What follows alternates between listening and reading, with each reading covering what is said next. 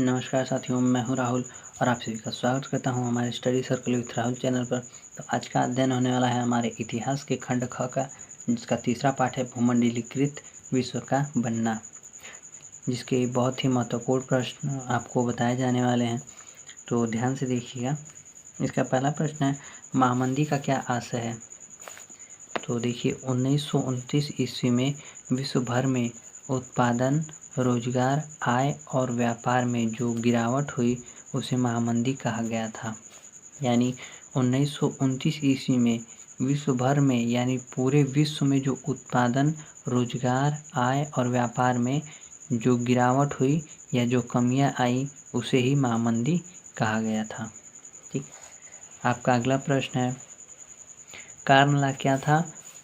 देखिए यहाँ पर कार्नला क्या था, उसे क्यों समाप्त किया गया और उसकी समाप्ति का क्या परिणाम हुआ।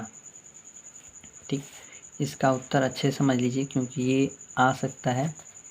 इंग्लैंड में उद्योगों के बढ़ने के साथ ही जनसंख्या भी तीव्रता से बढ़ने लगी, अतः खाद्यान्नों के मूल्यों में भी वृद्धि हो गई। कृषि उत्पादों की मांग निरंतर बढ़ने लगी, अतः बड़े भूस्वामियों के दबाव में आकर ब्रिटेन की सरकार ने मक्का का आयात रोकने के उद्देश्य से कार्नला लागू कर दिया। कार्नला के कारण खाद्यान्नों की कीमत बढ़ने से अग्नि में घी का काम किया, अतः उद्योगपतियों नागरिकों के भारी दबाव के कारण कार्नला को समाप्त करना पड़ा। ठीक है, अब शुरू से देख लीजिएगा फिर से ताकि अच्छे से समझ में आ जाए। देखिए, इंग्लैंड में ठीक उद्योगों के बढ़ने से, जब इंग्लैंड में उद्योग बढ़े तो जनसंख्या भी उतनी ही तीव्रता से बढ़ी जितनी तीव्रता से उद्योग बढ़े। तो जब जनसंख्या में वृद्धि हुई तो खाद्यान्नों के मूल्यों में भी वृद्धि हो गई। ठीक, फिर कृषि उत्पादों की मांगें निरंतर बढ़ने लगीं तो बड़े भूस्वामियों के दबाव में आकर जो ब्रिटेन की सरकार थी उसने मक्के के आयात पर रोक लगाने के उद्देश्य से कार्नला को लागू कर दिया। ठीक, कार्नला के कारण खाद्यान्नों की कीमत बढ़ने से अग्नि में घी का काम किया। यानी जो कार्नला लगा उसके कारण जो खाद्यान्न थे उनकी कीमतें और भी अधिक बढ़ गईं और जिससे अग्नि में घी का काम किया। अतः उद्योगपतियों नागरिकों के भारी दबाव के कारण सरकार को कार्नला समाप्त करना पड़ा, जिसके वहाँ खाद्यान्न की समस्या समाप्त हो गई। ठीक, आइए आपका अगला प्रश्न है, ब्रेटन वुड्स समझौते का क्या आशय है। ठीक, इसका उत्तर है, ब्रेटन वुड्स समझौते से आशय उत्तरी अमेरिका में स्थित प्रसिद्ध ब्रेटन वुड्स होटल में संपन्न उस समझौते से लगाया जाता है जिसने अंतर्राष्ट्रीय वित्तीय सहयोग देने वाली विश्व बैंक, अंतर्राष्ट्रीय मुद्रा कोष को जन्म दिया था। इन संस्थानों की स्थापना विकसित देशों की स्वार्थ सिद्धि के लिए की गई थी। इन दोनों संस्थानों ने अल्प विकसित तथा विकासशील देशों को ऋण के जाल में फंसाकर उन्हें आर्थिक क्षेत्र में निर्बल बना दिया।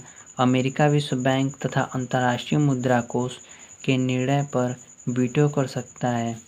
इस व्यवस्था में अंतर्राष्ट्रीय मुद्राएं डॉलर के साथ एक निश्चित विनिमय दर से जुड़ी हैं।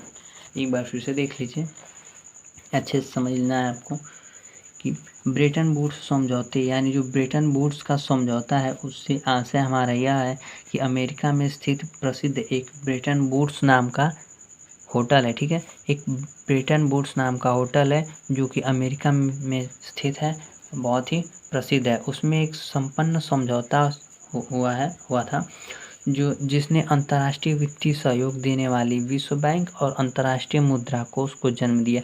यानी जो विश्व बैंक है और अंतर्राष्ट्रीय मुद्रा कोष है, यह दोनों अंतर्राष्ट्रीय वित्तीय सहयोग देने वाली संस्थाएं हैं। इन संस्थानों की स्थापना विकसित देशों की स्वार्थ सिद्धि के लिए की गई थी। ठीक, इन दोनों संस्थानों ने अल्प विकसित तथा विकासशील देशों को ऋण के जाल में फंसाकर उन्हें आर्थिक क्षेत्र में निर्बल बना दिया। ठीक है, और अमेरिका विश्व बैंक तथा अंतर्राष्ट्रीय मुद्रा कोष के निर्माण पर वीटो कर सकता है। इस व्यवस्था में अंतर्राष्ट्रीय मुद्राएं डॉलर के साथ एक निश्चित विनिमय दर से जुड़ी हैं। तो यहाँ तक का समाप्त हो गया। और आपका अगला प्रश्न है, व्यापार अधिशेष को परिभाषित कीजिए। अंग्रेजों ने भारत के साथ व्यापार से प्राप्त व्यापार अधिशेष का प्रयोग किस प्रकार किया? ठीक है, तो इसका उत्तर देख लीजिए।